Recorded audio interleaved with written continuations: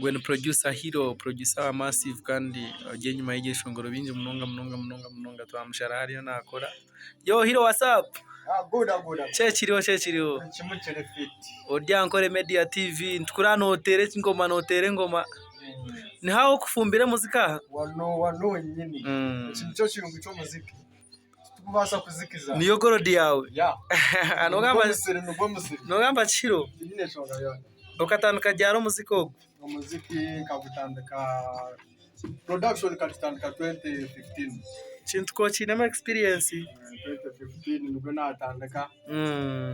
Konka twafuna mu challenges mu mbere y'itwantura abamunka ba producer but still twaremeraho kuko kunarembireho ya bo bare kutera ko baturiro kuntu bakuretinga nkaba producer tubakabara ba producer babiro mu western ninga bashatu batakutireho.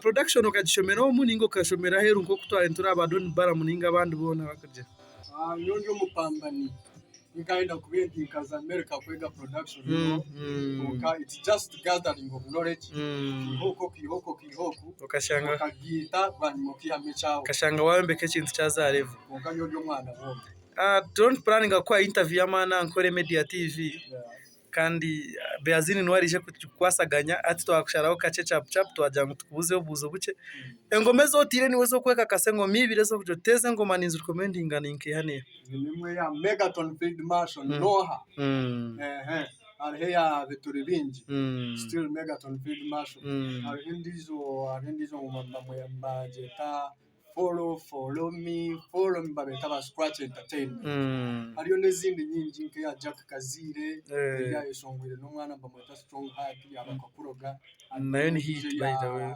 Kalantini Sokoto Uganda ariyo General Gion watwira buza na nezindi nyinji we bare kutere kintu Hero no bakuzara nyonje nzarwa yacura ujyo muhimana inga just okahabirayo so twashemera rwo kushaka kandi anytime from now tuzakushanga twenta hereza abante namba yesima bakwenda ku recordinga bakanamba kanja kesimu ngashaka rya WhatsApp abo kwenda kumfuna naka Airtel 055 anana mushanju 840 0755 478105 niyo na WhatsApp Jabrez Hero Pro wagwan Jabrez